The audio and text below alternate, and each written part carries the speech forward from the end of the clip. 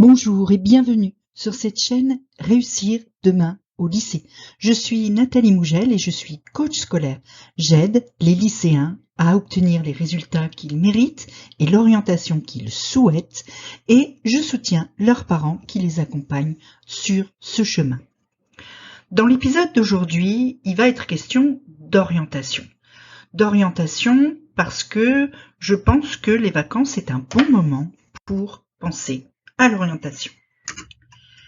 Effectivement, à un moment ou à un autre, dans l'année qui vient, tu vas devoir faire des choix qui vont avoir un rapport avec ton orientation. Si tu entres en seconde, il va falloir que tu choisisses tes SP pour la première. Si tu entres en première, il va falloir que tu affines ce choix en supprimant une. Et puis surtout, évidemment, si tu entres en terminale, eh bien, tu vas devoir faire le choix Parcoursup. Alors oui, je fais cet épisode pendant les vacances parce que je pense que c'est vraiment un bon moment pour y penser parce que c'est un moment où toutes les autres pressions sont silencieuses, où tu n'as pas les cours, les profs, les examens, les machins, les trucs, et donc tu es tranquille pour penser à toi. Et c'est important de pouvoir de temps en temps se poser pour penser à tout ça et pour pas faire des choix dans l'urgence, des choix juste parce que c'est maintenant qu'il faut choisir et donc il faut que je coche une case. Parce que souvent, pour l'orientation, c'est tempête sous un crâne.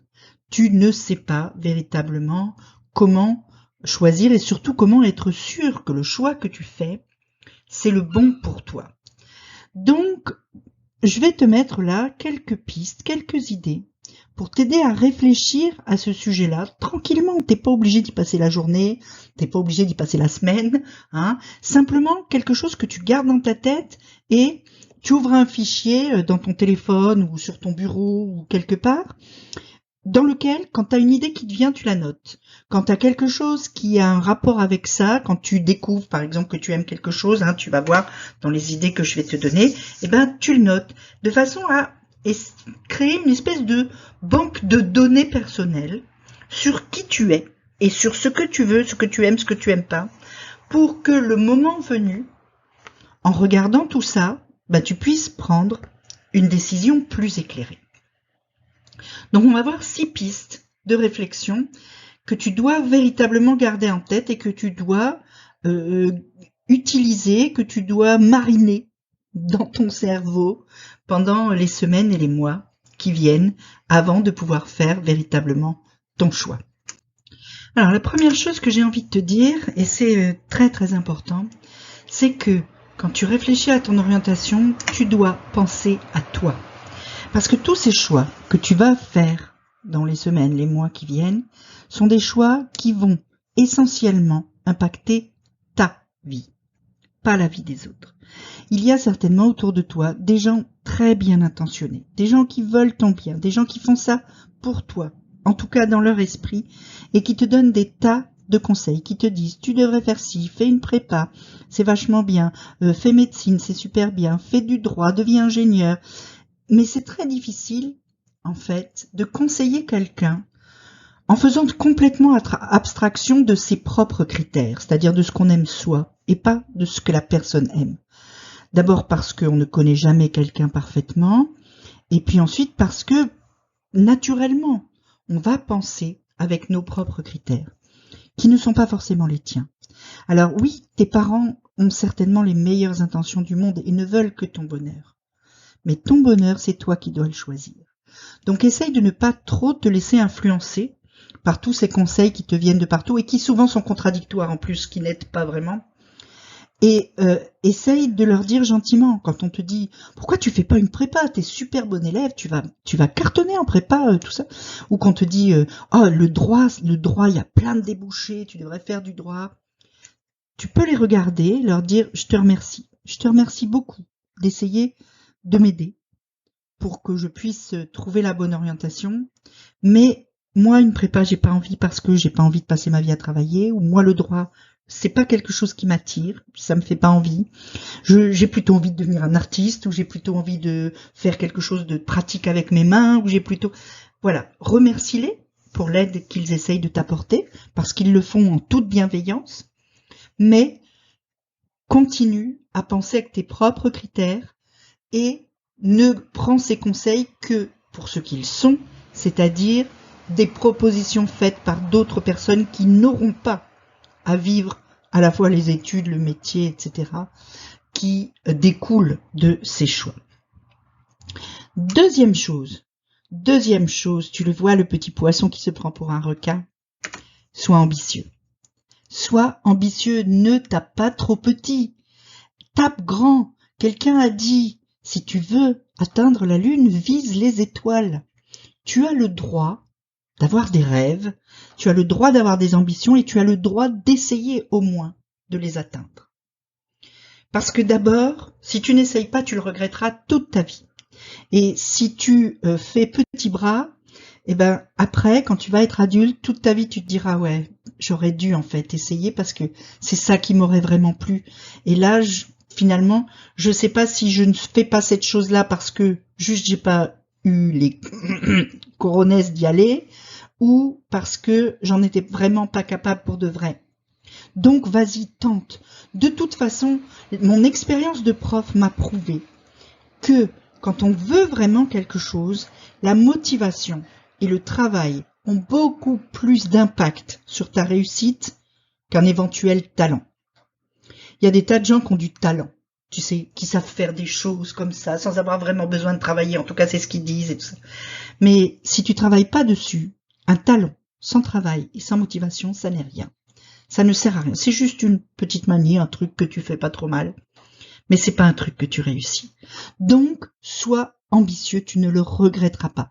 Et même si tu échoues, et alors?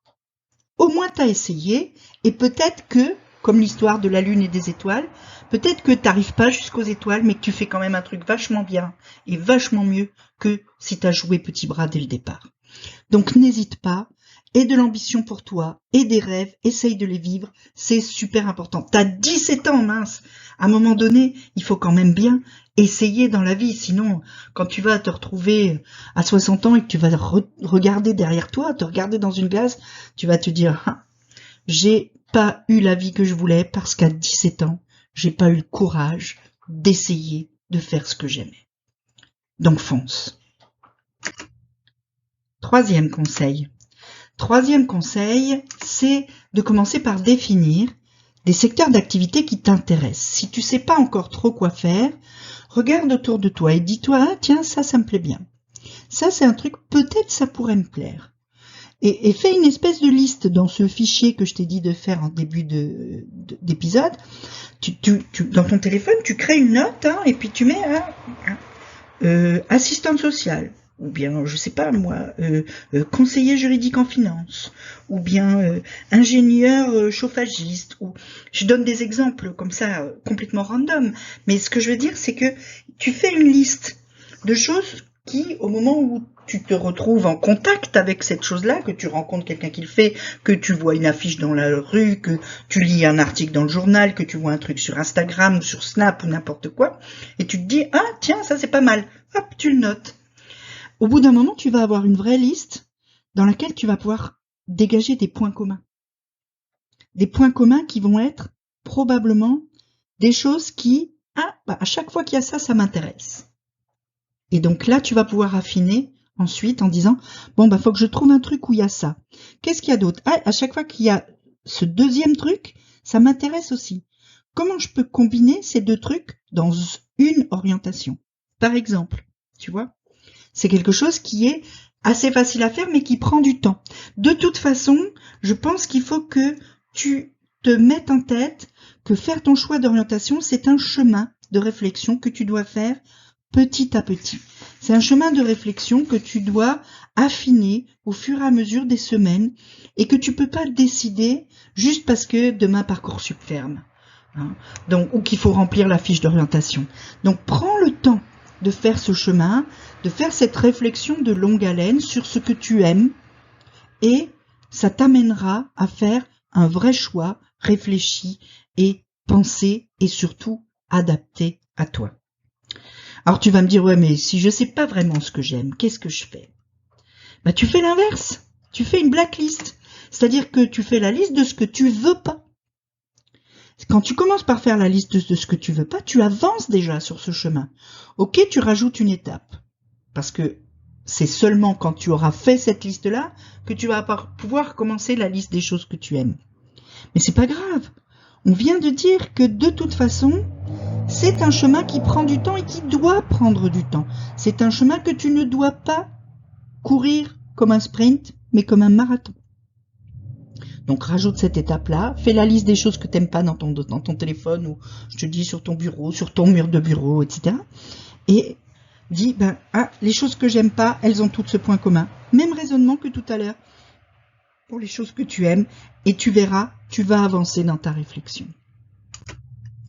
5e chose que tu peux penser à faire, c'est quand tu rencontres quelqu'un. Tu te retrouves à un repas de famille avec le tonton Gilbert qui fait une reconversion professionnelle. Tonton Gilbert, il faisait un métier super chiant. Et puis là, il est en train de se former. Et le truc qu'il va faire, c'est, tu trouves ça génial. Eh ben, va parler à tonton Gilbert. Demande-lui comment il a fait. Demande-lui quel est son quotidien, quelles études il a fait, comment ça se passe pour lui. Ou tu rencontres quelqu'un qui est avocat et tu dis, avocat, j'ai souvent pensé à faire ça. Et puis, il se trouve que à une soirée ou à n'importe quelle occasion, on s'en fout. La vie donne plein d'occasions. Tu rencontres un mec, il te dit qu'il est avocat. Eh ben, dans le courant de la discussion, demande-lui à quoi ça ressemble son quotidien. Qu'est-ce qu'il fait tous les jours? Parce que peut-être qu'il fait pas les choses que tu vois à la télé, hein, et que la vie réelle des gens qui pratiquent certains métiers est différente de la vitrine qu'ils montrent. Tu rencontres un étudiant qui est en prépa, justement, et puis tout le monde te dit, t'es bon, tu dois faire une prépa.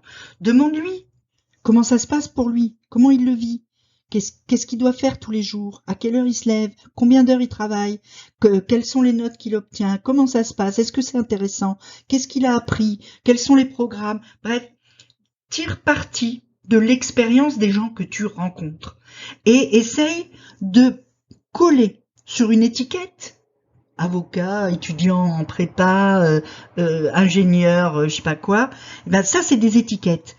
Derrière cette étiquette, essaye de mettre un vécu, quelque chose de vrai, quelque chose qui ressemble à la vraie vie, pour voir si effectivement, dans la vraie vie, c'est quelque chose qui pourrait t'intéresser.